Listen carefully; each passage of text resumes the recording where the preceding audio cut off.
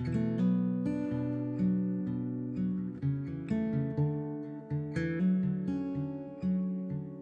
nome é Caio Ferreira, eu sou professor no Seminário Congregacional do Nordeste e quero falar neste momento sobre o homem antes da queda e o homem depois da queda.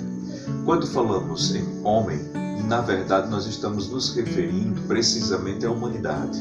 Nós nos referimos a homem e a mulher, a macho e a fêmea, porque assim está descrito em Gênesis capítulo 1 e Gênesis capítulo 2. Ambos, homem e mulher, foram criados por Deus e são portadores da imagem de Deus. E essa imagem de Deus corresponde, dentro desses dois capítulos, à capacidade racional que os seres humanos têm, aos sentimentos que eles possuem e à vontade que se manifesta neles. Dentro dessa realidade também, outras características sobre a imagem de Deus portada pelo homem e pela mulher são notórias.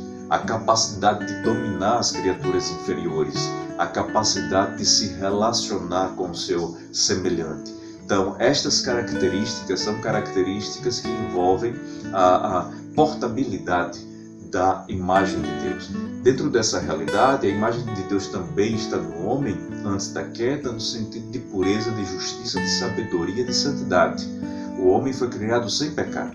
E lembre-se que a realidade humana é uma realidade dupla. Ele foi criado com uma parte material, pois Deus o fez do pó da terra, e também foi criado com uma parte imaterial, porque o Senhor soprou em suas narinas o fôlego de vida. Então o homem, ele se relacionava com a criação material, mas também ele se relacionava com o seu Criador, uma realidade espiritual. O homem, na verdade, é uma criatura extraordinária e excelente, que chama-se no Salmo 8 de coroa da criação.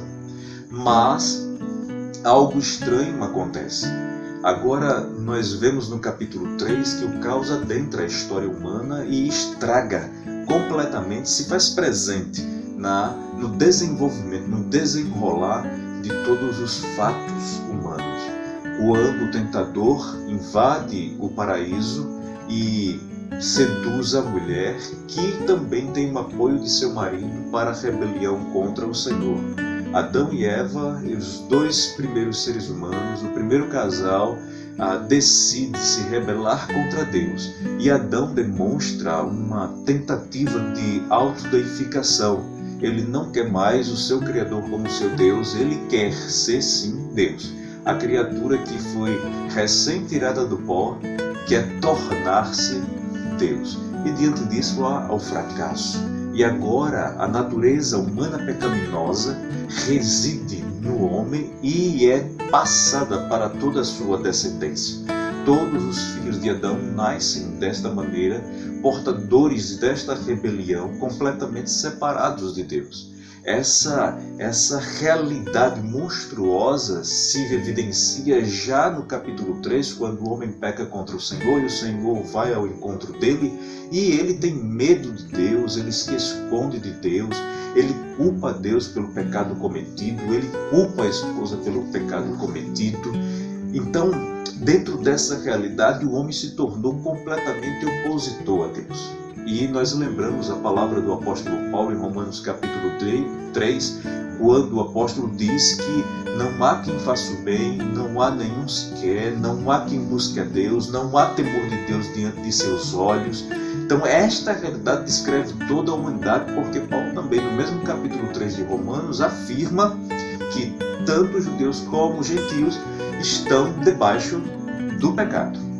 Então essa realidade é a realidade agora do homem, realidade esta pós-queda, uma realidade de separação do seu Criador, de ser sem esperança neste mundo, de viver sem Deus.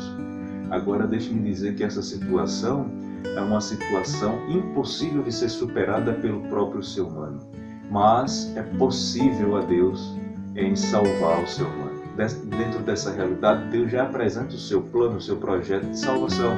Ele já diz em Gênesis capítulo 3 que enviaria o Salvador por meio da mulher que pisaria e esmagaria a cabeça da serpente e assim traria libertação, redenção para uma parte da raça humana decidida por ele. Diante dessa realidade, a única esperança pós-queda do homem é Jesus Cristo, o seu Evangelho. É fé nele, no que ele realizou, porque ele é o homem perfeito Ele é o segundo Adão. Ele não fracassou. Foi próspero e bem-sucedido em todo o seu trabalho. Ele, que é Deus homem, é o nosso refúgio e a nossa salvação de todo o caos que o primeiro casal adquiriu para a sua raça, para a sua descendência. Diante dessa realidade, os pormenores desses fatos serão trabalhados nos vídeos que virão em sequência. E desde já agradeço a oportunidade e peço que Deus nos abençoe.